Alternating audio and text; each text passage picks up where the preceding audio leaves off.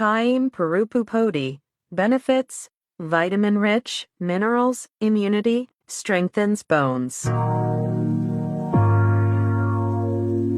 தேவதை கதை கேட்ட போதெல்லாம் நிஜம் என்று நினைக்கவில்லை. நேரில் உன்னையே பார்த்த பின்பு நான் நம்பிவிட்டேன், மறுக்கவில்லை.